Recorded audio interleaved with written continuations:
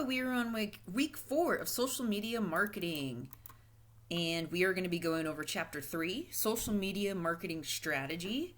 And I'm going to be going over a little bit about the Cal State San Marcos internships and career center resources that we have on campus here.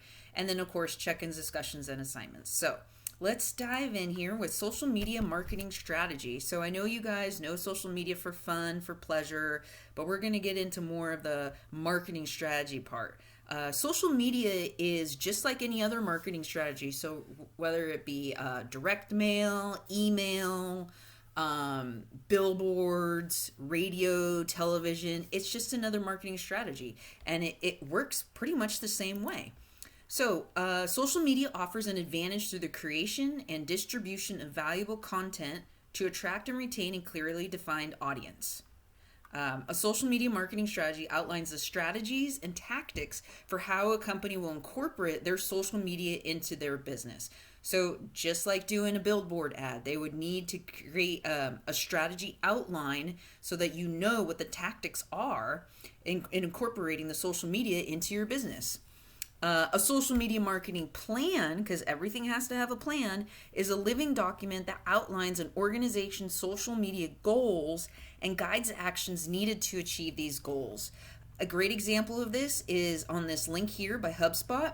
HubSpot.com is a great resource for marketing and social media. They actually have tutorials on there, free certifications, paid certifications. I highly recommend checking them out.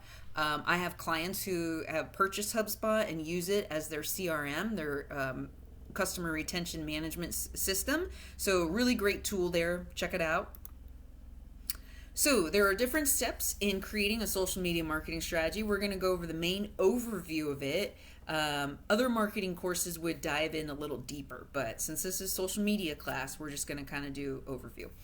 There's just so much to learn about social media, and we only have one semester to teach it to you. So, step 1, identify a target market and create personas. For those of you that have taken business or marketing classes before, you're already familiar with this. So you want to collect a variety of demographic, interest, and behavior data for your target market. This could include age, gender, location, job titles, hobbies. The list can go on, depending on your product and service and depending on your industry. For example, how much money you make, your income, your annual income. I may not need to know your annual income if I'm selling you a $20 bottle of wine. I could probably care less. But if I'm in the real estate industry or loan mortgages, I might want to know your annual income, right? So different things like that as an example. A customer persona is a representation of a customer's target market based on data collected from existing and target customers. An example would be the Buhai Supply Company, the mimic simulation that you guys are in. So who is the persona? Who is the target market? And you guys have learned this already. So here's an example of my persona here. The demographic is female, age 45 to 65, married with children, dealing with issues of weight gain, diabetes, and lack of energy, household income of $100K. The psychographics, concerned with health and appearance, wants a healthy lifestyle but doesn't have much time, finds fulfillment in her career and family, values time with a small group of friends. So think about this persona here. What kind of company could use all this information? A gym, perhaps? A personal trainer? A boutique gym? One of the gyms that I train at is $200 a month. They don't take just anyone, right? They would want to look for people who have a household income of $100K or more. Boutique gyms will have small groups of people, like a community. They call them, gym families. Health, appearance, age. Maybe a more expensive gym is a higher age demographic, whereas people in their 20s might go to a 24-hour fitness $40 a month gym, but a $200 a month gym, maybe older demographic. So just to give you some ideas there. Step 2, conduct a social media audit. Choose a brand. This is, you don't have to do this for points, but it's a good exercise to do so you can learn how to do this for the future. When you conduct a social media audit, you want to choose a brand and scan the internet. So blogs, chat rooms, review websites Fill in the spreadsheet or create your own with information on the next slide. Maybe you're starting your own company or you're already in a social media position at your work. Maybe choose your work and see how their social media adds up. What do they need to change? What do they need to create? Conduct a SWOT analysis. Strengths, weaknesses, opportunities, and threats. Here is a template that is on Cougar Courses. If you guys want to use it, it's in your book as well. And this is kind of just how to create an audit here. So you have all your platforms here. Is the profile fully optimized? Number of followers, posting frequency. Maybe they only post once a month on Facebook, and that's not good. They need to post 2 times a week. Average number of engagements. Are posts on brand? Type of content shared, videos, graphics, memes, GIFs, photos. Is platform performing well? Number of reviews or testimonials. Maybe it's a restaurant and they have no reviews, no testimonials, and they need those. Customer inquiries, average response rate to inquiries. These 2 here are related to Facebook. These don't exist on like Instagram type of thing. So here's a good little template here if you guys ever need to use that for a social media audit. The social media networks the company is active on. If the social media profiles are fully optimized, so these are all important things for the marketing strategy.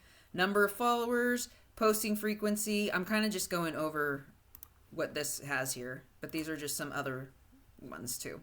Average number of engagements, reaches, clicks, videos, views, brands, mentions. If the posts are on brand and properly optimized across all social media channels, types of content being shared on each platform, which platforms perform best and why, the number of reviews, testimonials, whether they were negative or positive, customer inquiries, average response rate to customer inquiries. So with the social media audit, you can actually do these for clients and for companies.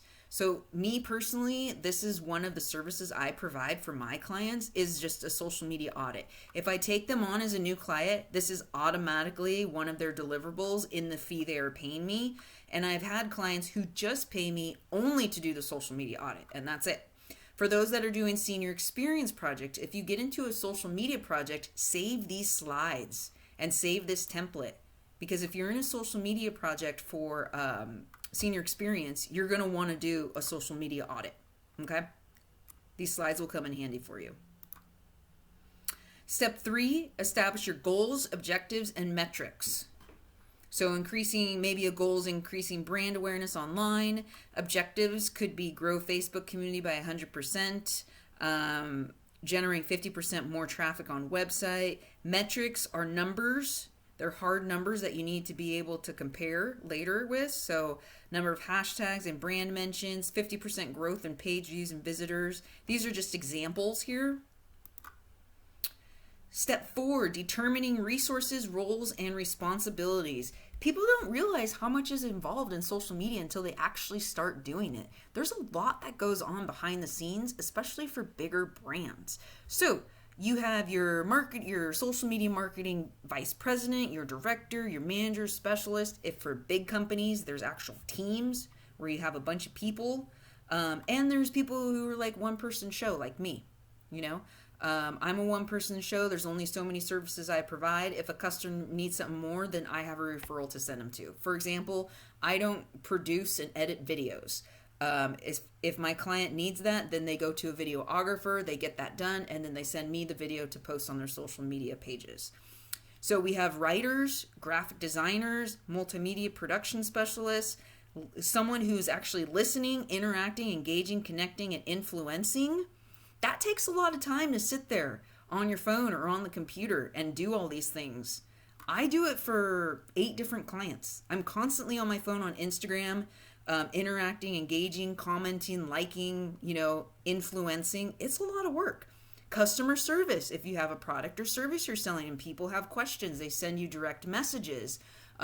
They could be bad, they could be good, they could be neutral. I know brewery clients, what if they have to deal with people who are drunk and make comments on the Facebook page of they getting kicked out of the bar or cut off the night before, right? Customer service, reporting and analytics. Who's going to generate the reports? Who's going to analyze them and say what changes need to be made? And then social sales. So there's a lot of different pieces here, and you need to determine who is going to be in charge of what. Bigger companies have an organization chart such as this. CMO stands for Chief Marketing Officer, and this particular org chart that we call it, they have a huge team here. Content, social, video, ad paid, project management. Someone has to manage all the social media projects, right? Then you have your team leads and your specialists who are below that. So again, this is for a bigger company. Most companies don't get to have this many people involved in social media, but it's highly recommended to have someone just in charge of ads. A lot of the bigger companies will outsource this part to an ad agency just so that they don't have to worry about it. And that's totally fine. A lot of people outsource things. I mean, people outsource things to me, right? I have one client that I just write blogs for, it's just they outsource it to me. No big deal. And I love doing it. Step 5, software and applications. There are so many applications out there these days in software, like how are you going to choose which ones to use and what are the costs and renewal fees? What are the pros and cons? So you have your social media publishing tools like your Hootsuite, but you saw before the list of the different tools to choose from. Monitoring tools, Hootsuite does that too. Reporting and analytics tools, graphic design or video production software, so like the Canva or Adobe products. There's a lot of other video software out there these days. Social selling software, so you can buy extra parts to LinkedIn. LinkedIn has like a sales component to it. There's software like Salesforce, ton of different stuff out there. Step 6, establishing a tone of voice. So understanding your audience, the who, what, when, where, and why. Understanding your brand. Think of your brand as a person. How would you describe its personality to someone? Is it quirky and fun? Is it serious? I have a sunglass company that's super quirky and fun, a lot of bright colors. And then you have your clients who are very serious. Maybe it's a pharmaceutical company or a biotech company that you have to have a certain language in there. So what is the brand's purpose? You need to know their mission statement. What are their goals, objectives? You need to know all this so that you know what to promote on social media. So an example here, 3 personality traits. MailChimp is an email software. I use it. There's a free version, a paid version. I highly recommend it if you're just getting started. It's free up to, I think, 500 email addresses, something like that. So good for small businesses. And then it's a pretty minimal fee. There's a few different options and different levels that you can purchase. So when describing MailChimp, this company, this brand, the personality traits are familiar, friendly, and straightforward. So casual, relaxed, comfortable, cordial, warm, outgoing, simple, easy, and painless, which I agree. It's pretty simple and easy, painless to use this software. Some style tips. Familiarity, use an active voice, avoid passive voice, avoid slang and jargon, write in plain English. Don't be using all that text message, make sure you write out. Every once in a while it's okay to put something funny, but for the most part use plain English. Write positively, always have positive messages, never be negative. It's just a big no-no in social media. All right, step 7, platform selection. Just because a brand is already active on a social network does not mean it's the best network for its audience, okay? Please read that again. I had a client of mine who was on Facebook and Instagram, and after a few months I said, hey, Facebook is not for your brand. I think you would be a lot more successful if you switched to LinkedIn. So we switched to LinkedIn, and sure enough, there was a ton more engagement. It was just his demographic for the product that he sold. His demographic was more on LinkedIn and not really on Facebook, and they were on Instagram as well. So, every platform is not for every company. Businesses need to assess and select which networks their brands will be active on. If a company is small and starting out, I always recommend being a pro at 1 to 2 social platforms first, and then expanding through from there. Don't start on 6 social media platforms and throwing out all this useless content. Plus, it's a lot of work to manage. It's a lot of work to come up with the content. Start small and grow. Step 8, create and optimize social media networks. So update your cover photos and profile pictures. Make usernames, profile photos, and cover photos consistent across all the networks. So this is branding. It's best to have all your social networks match your website. I always tell customers, clients, prospects, have your website 100% first before diving deep into social media, because those social media posts are driving people to your website. So you want to make sure your website is tip-top shape. Fill in the company bio and about sections, add company website URL and links to other social media networks. Use relevant industry keywords and hashtags. Step 9, create a distribution and content strategy. The social media distribution strategy determines the network and frequency of posts and content types that will be published on each network. A social media content strategy is the planning, development, and management of social media content. This includes the actual written posts and the types of content such as videos, blogs, infographics that will be published on each platform. And I will show you a couple examples of those in just a second here. Creating a content calendar and scheduling posts. A social media content calendar allows for social media managers to plan, create, and schedule content on a weekly or monthly basis. It lists the content types, days, times, post topics, post text, post assets, pretty much everything. The mimic simulation, so that, getting into the content calendar. For the mimic simulation, part of what you will need to turn in at the end of the course is a content calendar. And there is a template on Cougar Courses and a template in your book. To download that, you can use that template or you can create your own, but it must be turned in. I highly recommend that you fill in this content calendar prior to posting in Mimic Simulation and not waiting until the last minute when it's due and then having to go back and fill out the content calendar. That's not how it works. So don't be lazy on this one. Do the content calendar first, and then you can copy and paste your posts into the Mimic Simulation. Oh yeah, it's located here. Located in chapter 3 of the digital textbook. So here is a content calendar template. This is the one that's in your textbook here. Content type, day, post time, topic. Then we have all the different platforms all the way down. Here's one that I use in Google Docs. I like to use Google Docs for everything because I can share it with clients and I can edit live. Clients can go in here and make notes if they want to. They can accept or decline. I can move things around easily. It's free. It's super easy to use. So this is what mine looks like. I have my date, content type, topic, the actual copy, the file name, which connects to either the graphic or the image, and all these graphics and images are organized into folders. Each client of mine has a folder. I keep everything very organized, color code everything, and I just move everything around. This is where I move everything around, dates.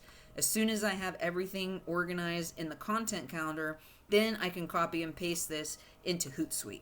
But it's good to do this first because I can move things around. I have different tabs. This particular client, we use a lot of quotes, articles, maybe specific posts to drive to the website, events, partners and clients, and then everything's put together here. I already showed you this slide before, the different types of scheduling tools, and then this is what's copied and pasted into the actual Hootsuite, and this is what the dashboard looks like. Lastly, you will want to track, analyze, and fine-tune. So what are the common characteristics of a good post?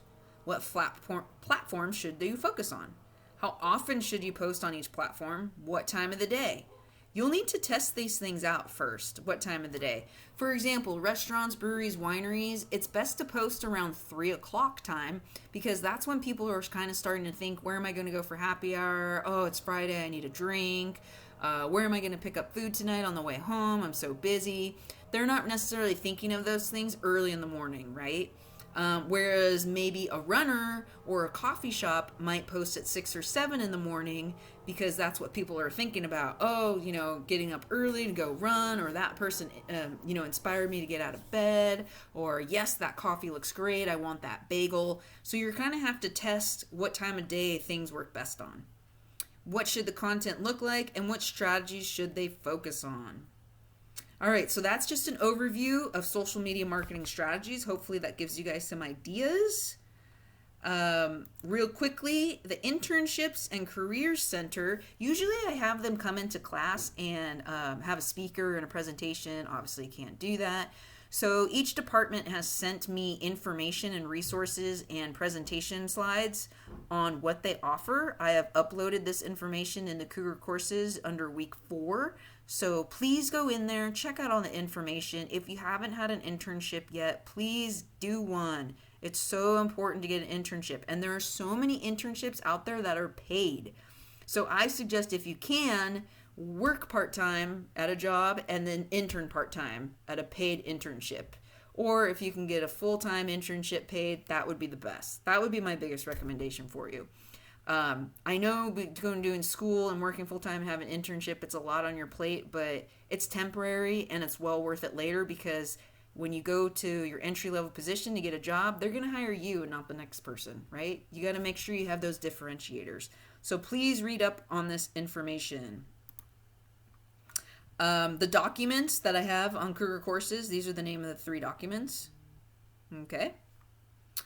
And your week 4 assignments are discussion 2, quiz 3, and simulation round 2. All right, make it a great week, guys. Email me if something doesn't make sense or if you have any questions.